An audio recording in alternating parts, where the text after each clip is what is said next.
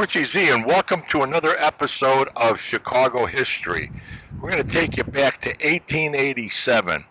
We're at the Forest Park Cemetery off of Des Plaines Avenue and 290 Expressway.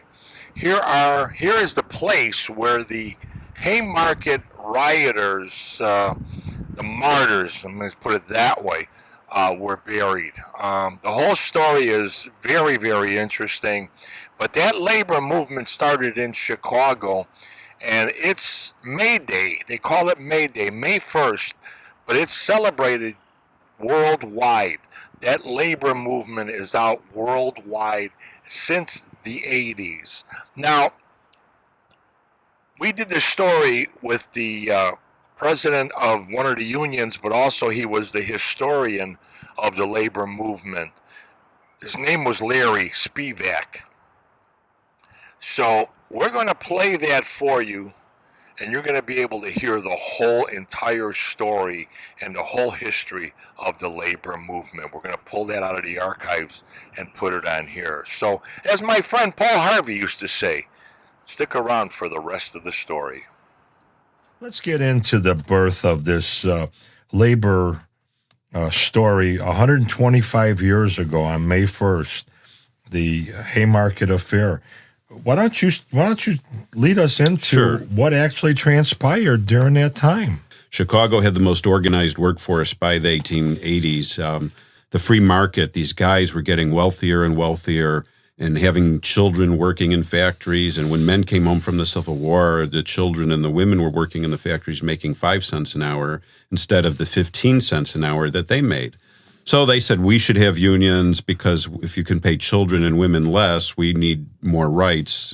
In 1877, a national strike swept across America, and it was very bitter and very violent, and it almost was like a workers' revolution, and Chicago was a centerpiece of it, and there was a big attack on workers called the Battle of the Viaduct at 16th and Halsted. That radicalized a lot of people, and I mean radical in a way to say, if we're fighting for our rights to have shorter workday, why are we being attacked by the henchmen of the companies? The big companies would control the workforce by violence. And by the early 1880s, workers were getting fed up and they had these 8-hour day movements. And by 1884, the new organization of workers called the Federation of Trades and Labor Assembly called for a national strike by May 1st of 1886 to win the 8-hour day. By May 1st of 1886, 350,000 workers across the country were on strike for the 8-hour day. And in Chicago, 80,000 of those 350,000 were on strike. And 10,000 had already won the 8-hour day because of their strikes and their marches by May 1st. The event of Haymarket takes place because on May 3rd of 1886, there was a guy by the name of August Spies. He was German.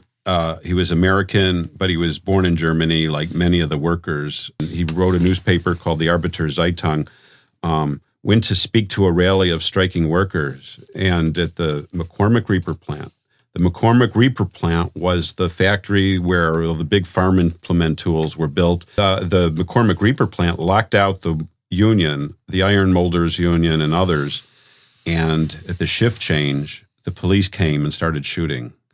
And 2 workers were killed. And August Spies went back to write about it, and the news got around Chicago.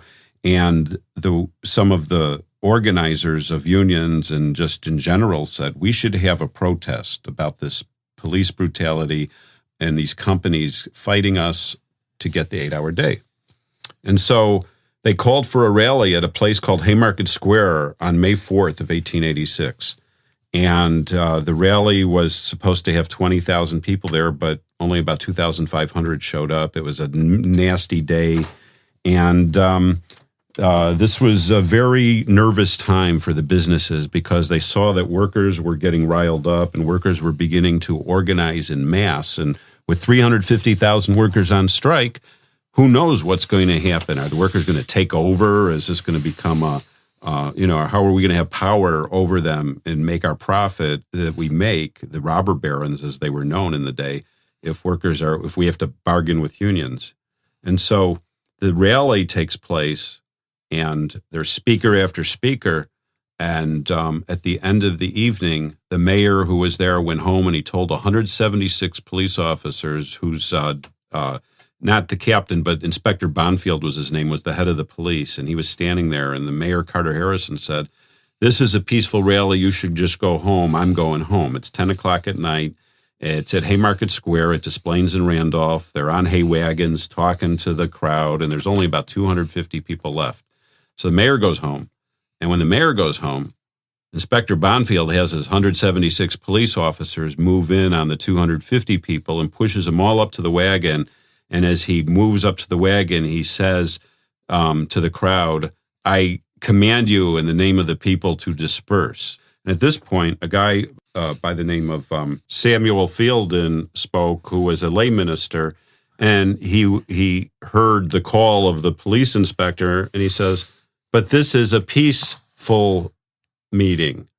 And at the moment that he said that, someone, unknown to this day, threw a bomb that was a little dynamite bomb inside a sphere about 5 pounds, and everybody saw it go through the air, thrown from behind the vestibule, right behind the hay wagon, into the crowd, and landed at the foot of a policeman, Matthias Deegan, and killed him instantly.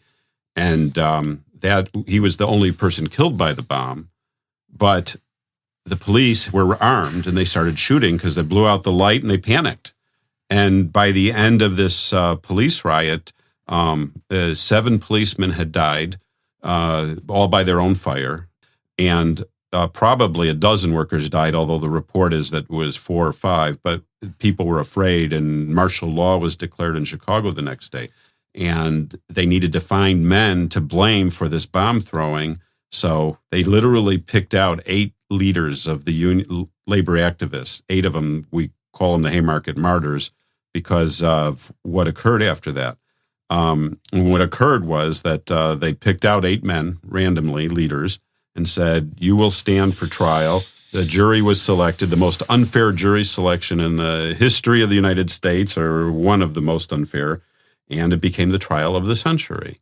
And the primary defendants, the men who were convicted of conspiracy to commit murder, violence and murder, had nothing to do with, and most of them weren't even there at the rally at the time the bomb was thrown. That's what I heard, and that's what I did a lot of research, and I read exactly what you were saying, that most of the people that were rounded up and arrested and put on trial and stuff were not even there that day, and they could prove it.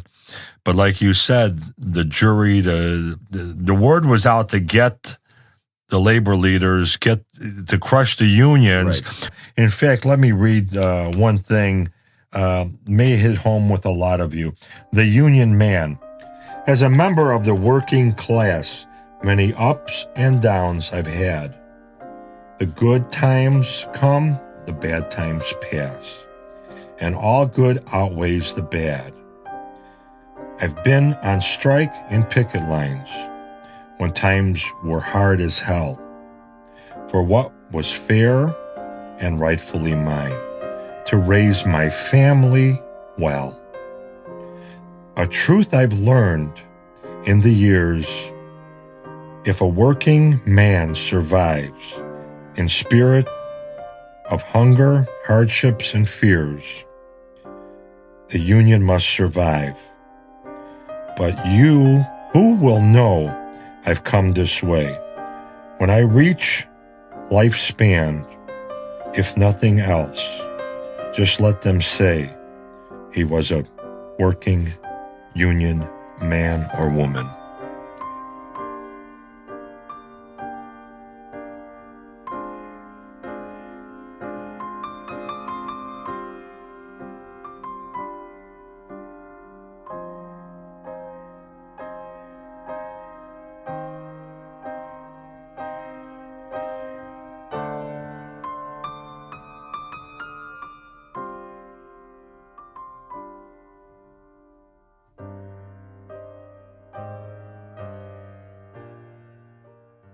Visit us at YouTube, Instagram, and Facebook at RICHIEZIE. Call me direct at 312-841-00 2560. Go to our website at www.richizie.com. Go fund me at Richie Z. It's very important that we get funding for programming like this.